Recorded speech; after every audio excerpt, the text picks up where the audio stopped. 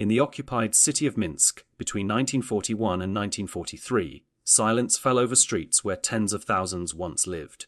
Under Nazi occupation, more than 100,000 Jews were herded into a ghetto, stripped of hope, and executed in waves, shot beside open pits or burned alive as the city became a graveyard of ashes. When German forces invaded the Soviet Union in June 1941 under Operation Barbarossa, the city of Minsk, capital of Soviet Belarus, fell within days. The Wehrmacht entered the city on June 28, greeted not by resistance but by smoldering ruins. Bombing raids had already leveled entire districts, and thousands of civilians lay buried beneath the rubble. Within hours of occupation, Nazi security units began their work. The SS Einsatzgruppen, along with order police battalions and local auxiliary forces, initiated a campaign to eliminate the city's Jewish population.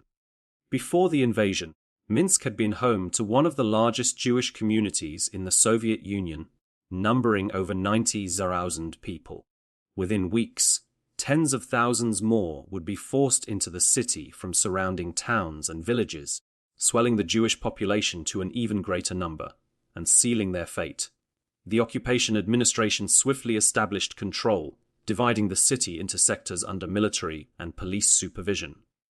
On July 15, 1941, the German authorities issued an order all Jews of Minsk were to move into a designated area within 5 days. The ghetto boundaries were drawn through the old Jewish quarters and neighboring streets. Yubileinaya, Shornaya, and Ostroshitskaya. Barbed wire, wooden fences, and guarded checkpoints enclosed the area. Families dragged carts loaded with what little they could carry, blankets, pots, and the remnants of their lives.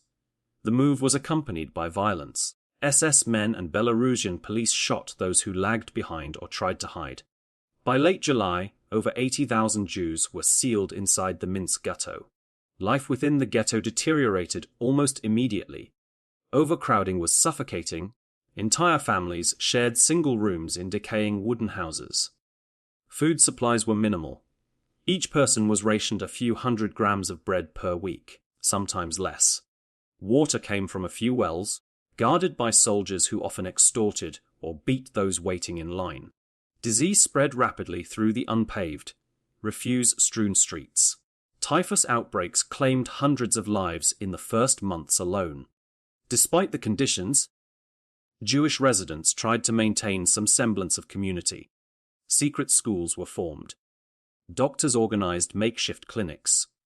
Rabbis held prayers in hidden corners of basements, and families whispered songs of hope after dark. The German administration in Minsk operated under the Reichskommissariat Ostland, commanded by Wilhelm Kube, the General Commissar of White Ruthenia. Kube, a fervent Nazi, supervised both civil governance and the extermination process. Under him, the security police, led by SS Obersturmbannführer Herr Eduard Stroch, directed all anti-Jewish actions. The Minsk Ghetto became one of the first in occupied Soviet territory to serve as both a labor camp and an extermination zone. Jews were forced into labor for the Wehrmacht, repairing roads, constructing airfields, or salvaging war materials from bombed buildings. Others were sent to work for German industrial firms such as Siemens and Otto Schickler. Every work assignment came with the constant threat of death. Guards beat or shot anyone deemed too slow or weak to perform. Executions began almost immediately after the ghetto's creation. The first large-scale massacre took place in late July 1941, when German soldiers and auxiliary police rounded up several thousand Jews and marched them to a forest near the village of Drozdy. There, the victims were forced to strip and line up at the edge of pits that had been dug by Soviet prisoners of war. Machine guns rattled through the clearing. Within hours, thousands lay dead in trenches that would become their graves. Survivors who managed to crawl out at night described the earth, still moving for hours afterward, as wounded men, women, and children suffocated beneath layers of soil. In the following months, mass shootings became a routine. The SS and police would seal the ghetto without warning, blocking all exits, and begin systematic roundups. They called these actions Actions. German trucks drove through the streets blaring orders for everyone to assemble in courtyards or squares. Soldiers and local collaborators went door to door, dragging out the elderly, the sick, and children first. The strong and able-bodied were selected for work details, the rest were sent to the outskirts. At Tuchinka Drozdy and Maly Trostenets, mass graves were dug before dawn. Victims were shot in groups, their bodies falling atop one another. In the chaos, soldiers drank, laughed, and competed for who could kill the most. By the end of 1941, the ghetto's population had already been reduced by tens of thousands. On November 7, the largest single massacre of that year unfolded. SS men, aided by Belarusian and Latvian auxiliaries, surrounded the ghetto before sunrise. Loudspeakers announced that all residents must report for registration. Those who complied were herded toward the gate at Rakovskaya Street. There, selections were made. The old, the weak, and mothers with children were separated from the rest and marched to the nearby forest. Witnesses later recounted how entire families were executed together, their bodies thrown into massive pits dug days earlier by Soviet prisoners. An estimated 12,000 to 15,000 people were killed in that single day. The following weeks brought new transports of Jews from Central and Western Europe. Between November 1941 and October 1942, trains arrived from Germany, Austria, and the Protectorate of Bohemia and Moravia. The Nazis referred to these deportees as Reich Jews. They were told they were being resettled in the East for labor, but their destinations were preordained. Many of these transports ended directly at the Maly Trostenets extermination site, located about 12 kilometers southeast of Minsk. There, gas vans awaited. Prisoners were forced into sealed trucks, where exhaust fumes were piped inside as the vehicles drove into the forest. When the trucks stopped, soldiers unloaded the bodies into prepared ditches. Others from these transports were briefly confined in the Minsk Ghetto, only to be executed within days. The arrival of foreign Jews worsened conditions further for local residents, as housing and rations grew even more scarce. Despite the terror, an underground resistance movement began to form within the ghetto. Secret meetings were held in cellars and attics. Members included doctors, teachers, and former Red Army soldiers. They organized escape routes through sewers and planned connections with Soviet partisans operating in nearby forests. Weapons were smuggled in, hidden beneath firewood or food supplies brought by forced laborers returning from German work sites. The group's leaders, such as Hirsch Smoler and Mikhail Jebelev, coordinated with external resistance units to rescue Jews and sabotage German operations. Dozens managed to flee and join partisan detachments, though most were hunted down. German patrols and local collaborators scoured surrounding villages, shooting anyone suspected of aiding escapees. Through 1942, the ghetto remained under relentless repression. Food rations dwindled further, and arbitrary executions became daily occurrences. German soldiers conducted raids searching for valuables, gold, watches, or hidden rubles. They often shot residents simply for owning possessions deemed forbidden. Starvation claimed hundreds each week. People boiled leather belts, ate grass, and stripped bark from trees. Yet, amidst the desolation, small acts of defiance persisted. Some continued teaching children in secret. Others recorded names of the dead, hoping one day their suffering would be remembered. In March 1942, a new wave of mass killings began. The SS announced another resettlement, ordering thousands of Jews to assemble near the gate. This time, even those with work permits were not spared.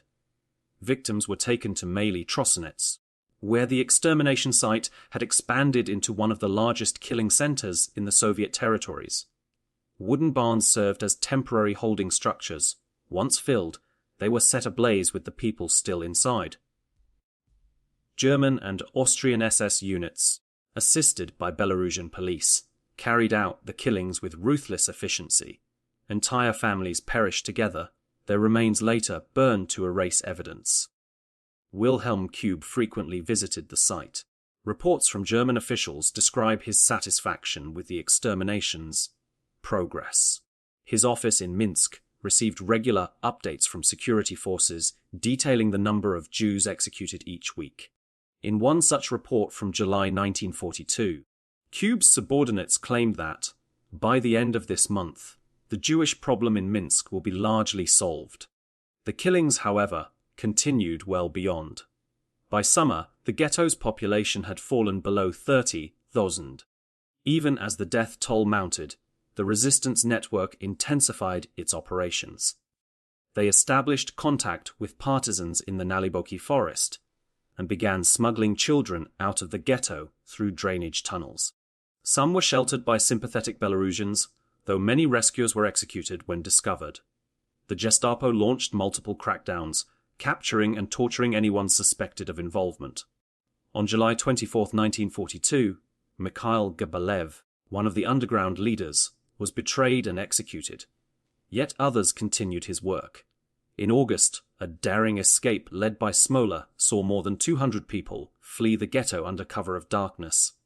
Most reached the forest safely, where they joined partisan units and later took part in sabotage missions against German supply lines. By late 1942, the Nazis began the systematic liquidation of the Minsk Ghetto. Deportations and executions increased in frequency and scale. Entire sections of the ghetto were emptied within days. The SS used deception, announcing new labor assignments or transfers to better camps. Those selected were loaded onto trucks and driven toward Trostenets or local killing pits. Within hours, none returned. Witnesses from surviving work groups recalled the sound of gunfire echoing across the fields each morning as columns disappeared into the woods. In October 1942, another major massacre occurred. SS troops surrounded the ghetto at dawn, sealing every exit. For 2 days, soldiers went door to door, shooting anyone they found. Grenades were thrown into basements where families hid. The air filled with smoke from burning houses as German units cleared the streets. By the end of the operation, approximately 20,000 people were dead.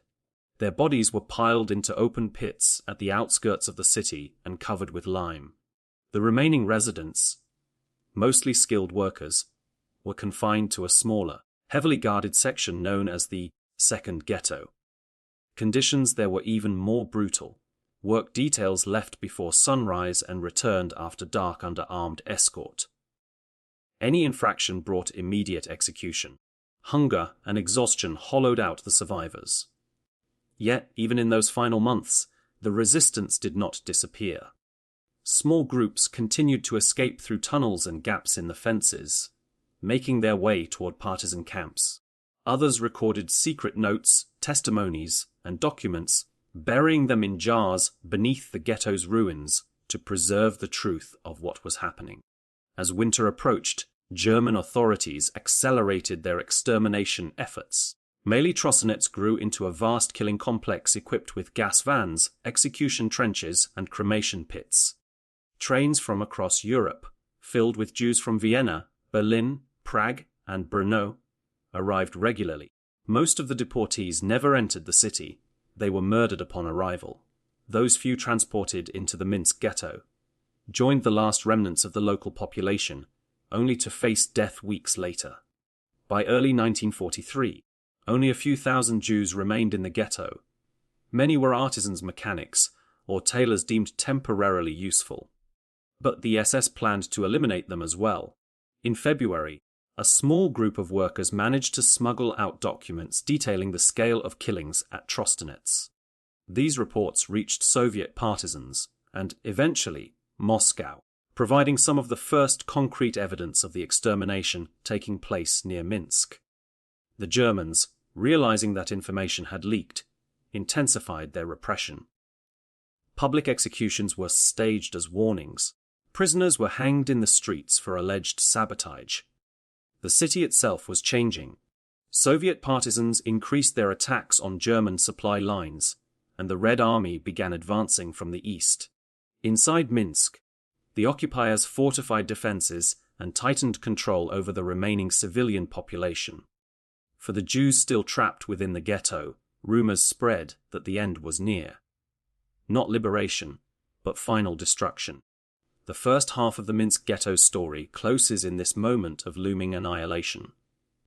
The resistance struggled to save the last few survivors, the SS prepared for the final liquidation, and the city, scarred, silenced, and filled with the graves of tens of thousands, waited for its darkest days to descend.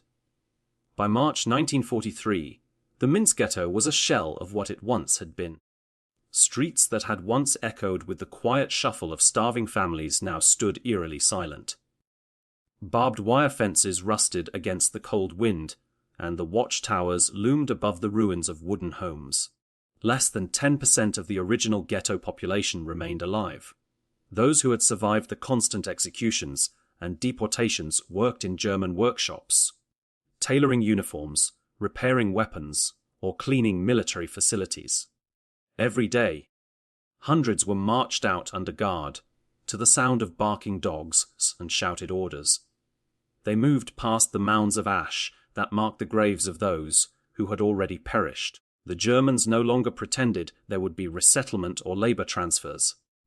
The orders from Berlin were explicit: the Minsk Ghetto was to be liquidated entirely. SS and police leader Erich von dem Bach, Zalewski, and the local commander, Eduard Stroch, coordinated the final phase. Preparations began in early spring. Lists of workers were reviewed, workshops dismantled, and execution sites expanded at Maly Trostenets. The pits there, some stretching dozens of meters long, were dug anew by Soviet prisoners of war who would themselves be killed once their work was done. Inside the ghetto, whispers spread of the coming end. The underground movement, though broken and hunted, made one final attempt to organize a mass escape. Hirsch Smoler, who had fled months earlier and now led a partisan detachment in the nearby forest, tried to send word through secret couriers for the remaining Jews to flee. But by then, the ghetto was encircled by additional patrols and guarded around the clock. Escape routes through the sewers had collapsed or been discovered. Many of the tunnels were filled with debris or deliberately flooded by German engineers who suspected underground activity. On March 21, 1943, the Germans began the liquidation. SS troops and Belarusian auxiliaries surrounded the ghetto before dawn, blocking all exits. Searchlights cut through the fog as soldiers poured into the narrow alleys. Doors were smashed open, and the residents dragged into the streets.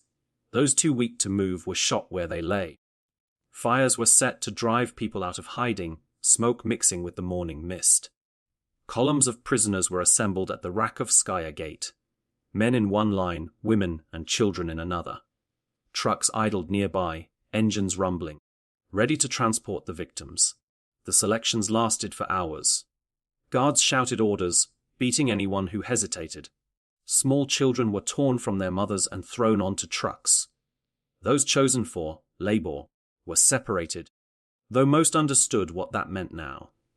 They were loaded into open lorries and driven away. A few managed to slip into hiding places built behind false walls or beneath floorboards, but soldiers with dogs soon found them.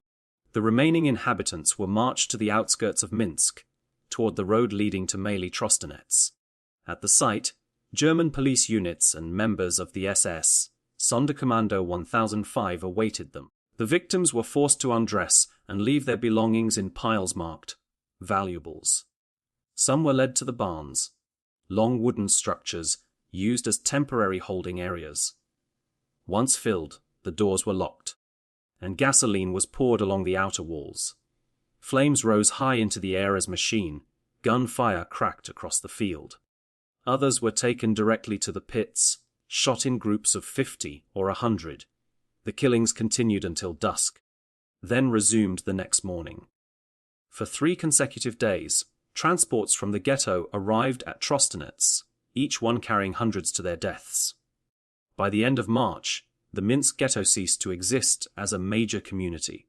Only a few work brigades remained in guarded compounds, their survival temporary and uncertain. Among those who escaped the final liquidation were small groups who fled into the forests. Many joined partisan detachments such as the Bielski Group or Soviet units operating near the Pukovichi and Naliboki forests. These survivors became vital witnesses, carrying the stories of the ghetto's destruction to the outside world. They described how, by 1943, Maly Trostenets had become the primary extermination site for all Jews of Belarus and for deportees from Austria, Germany, and the Czech lands. Between 1942 and 1944, an estimated 60,000 to 70,000 people were murdered there, shot, gassed, or burned alive. In the months following the ghetto's liquidation, Minsk remained under tight German control. The city was a key supply hub for the Eastern Front, and the Gestapo maintained a constant presence. The few remaining Jewish workers were confined in smaller labor camps, located near industrial facilities and railway depots. These camps, including Sherokaya Street and Kalvaryskaya, held a few thousand prisoners in total. Their labor sustained the German occupation, sewing uniforms, repairing equipment, and maintaining supply lines. But even here, death came daily. Guards executed prisoners for the smallest infractions, often as examples to others. The constant fear of transport to Trostenets hung over everyone. Despite the risks, resistance among surviving Jews continued. Within the labor camps, secret groups forged documents, stole medical supplies, and plotted escapes. In May 1943, one such group launched an uprising attempt at the Sherokaya Street camp. Armed with stolen pistols and makeshift knives, they attacked their guards and tried to break through the gates. The revolt was quickly crushed. Most participants were killed on the spot. The remaining prisoners were executed the next day. Yet, the act became a symbol of defiance remembered by the few who survived elsewhere. Through the remainder of 1943, German authorities intensified their campaign to erase all evidence of the mass killings. Operation Tano 5, initiated across the occupied territories, reached Belarus. At Maly Trostenets, SS units forced Soviet POWs and Jewish prisoners to exhume mass graves and burn the bodies on pyres made of railway tracks. Once the task was complete, the workers themselves were shot. The fields of Trostenets were left scattered with ash, bone fragments, and the faint outlines of pits that no fire could conceal completely. In the city, the ruins of the former ghetto were leveled. German construction crews and local collaborators dismantled what was left, salvaging materials for military use. By late 1943, even the memory of the ghetto's existence was meant to be erased. The area was declared off limits, fenced off as a restricted zone. But beneath the ground, in buried jars and hidden cellars, written records of those who had lived and died there remained. Notes written in Yiddish and Russian listed names, ages, and the dates of roundups. They were left for whoever might one day find them. As the Red Army advanced westward in 1944, the German occupation of Belarus began to collapse. Soviet partisans grew bolder, striking at railway lines and convoys near Minsk. German command ordered mass evacuations, and in the process, the remaining labor camps were liquidated. On June 29, 1944, as Soviet forces approached the city, the last group of Jewish prisoners held at the Sherokaya Street camp were executed. They were shot beside trenches hastily dug that morning, their bodies left unburied as the Germans fled. On July 3, 1944, the Red Army entered Minsk. The city, once home to over 300,000 people, lay in ruins. Barely a few thousand residents remained. The liberation revealed the full extent of the destruction. Investigators from the Soviet Extraordinary Commission began documenting the atrocities. They uncovered mass graves in the forests of Drozdy, Blagoszczyzna, and Trostenets. Eyewitness testimonies from surviving locals and partisans described how the ghetto had been destroyed and how entire transports of Jews from Western Europe had vanished upon arrival. In the months that followed, forensic teams exhumed the graves, counting tens of thousands of corpses. The remains of men, women, and children were found layered in pits, many with bound hands or bullet wounds to the back of the head. The survivors who returned to Minsk after liberation faced the wreckage of their former lives. Out of more than 100,000 Jews who had lived in the city before and during the occupation. Fewer than 2,000 were alive. Many had survived by escaping into forests or joining partisan units. Some emerged from hiding places where they had remained concealed for years, emerging gaunt and sick. They searched the ruins for relatives, but few found any. The Jewish cemetery, once filled with gravestones, had been desecrated, its stones used for construction or paving. Entire neighborhoods where Jewish families had lived for generations were gone, replaced by empty lots and charred foundations. In the years after the war, the site of the Minsk Ghetto and the Trostenets extermination grounds became places of mourning and remembrance. The Soviet authorities conducted trials for several of the perpetrators. Eduard Strauch was captured by Allied forces, tried in Nuremberg, and sentenced to death for his role in the massacres, though he died in prison before the sentence could be carried out. Wilhelm Kube, the General Commissar of White Ruthenia, never faced trial. He was assassinated in Minsk in 1943 by a Soviet partisan agent. Others who had served in the police battalions or local auxiliary units escaped justice, blending back into civilian life as the war ended. The memory of the Minsk Ghetto was preserved through testimonies of survivors and documents uncovered in the ruins. In 1946, the Soviet Union presented evidence of the atrocities at the Nuremberg trials, including reports from Minsk describing the extermination of tens of thousands of Jews. Over the decades that followed, monuments were erected across the city, at Drozdy, Yama, and Trostenets, marking the sites where the massacres occurred. One of the most haunting remnants of the ghetto was the Yama pit, located near the former ghetto's heart.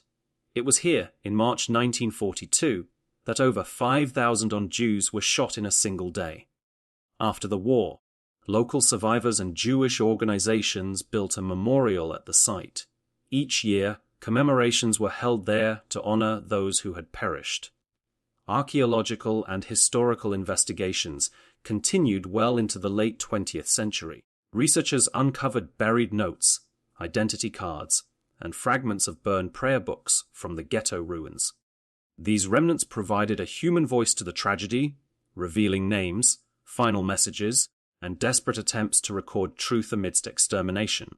One message, written in trembling handwriting on a scrap of paper found in 1947, read, "We die as Jews of Minsk. Let those who live remember." The broader history of the Minsk Ghetto also intertwined with the story of resistance. Among the partisans in the surrounding forests, Jews from Minsk formed entire fighting units.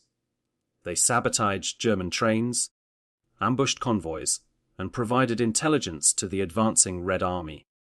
Some later testified at post-war trials, detailing how they had escaped from the ghetto and witnessed the mass shootings firsthand. Their accounts confirmed the systematic coordination between German forces and local collaborators in the extermination campaign.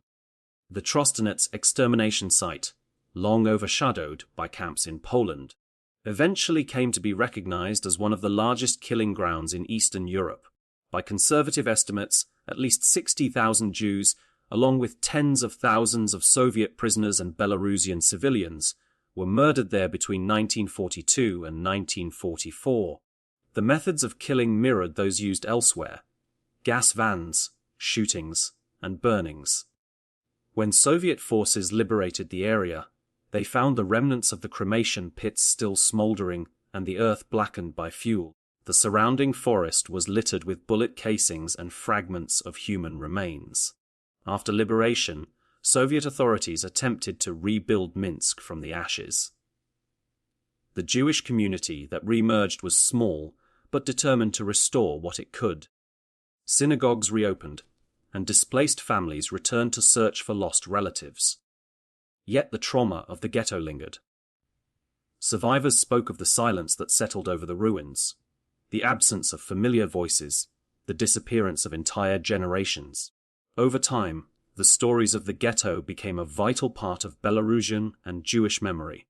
The historical record reconstructed from Soviet archives, German documents, and survivor testimonies painted a complete picture of what had happened. From the establishment of the ghetto in July 1941 to its annihilation in March 1943, from the early shootings in Drozdy to the industrialized mass murder at Maly Trostenets, the events in Minsk represented one of the earliest and largest episodes of extermination on Soviet soil, carried out under the same systematic policy that defined the Holocaust across Europe. When historians revisited the archives decades later, they found that the massacre sites around Minsk had claimed more victims than once believed. New excavations revealed additional pits near Blagovshchina, where transports from Germany had been executed upon arrival. Each pit held thousands of bodies, confirming eyewitness accounts that the killings were continuous until the very last months of occupation. The precision of German documentation, the reports sent to Berlin detailing Jewish evacuations and special actions, offered chilling evidence of the bureaucracy behind the genocide. Today, the memory of the Minsk Ghetto stands as one of the most somber chapters of the Holocaust in Eastern Europe. It is a story written not in monuments alone, but in the fragments of letters buried beneath its soil, in the testimonies of survivors who carried its memory into the future, and in the silence that still hangs over the fields of Trostenets, where tens of thousands met their end. The extermination of the Jews of Minsk between 1941 and 1943 was not a sudden act, but a slow, calculated destruction that consumed an entire community.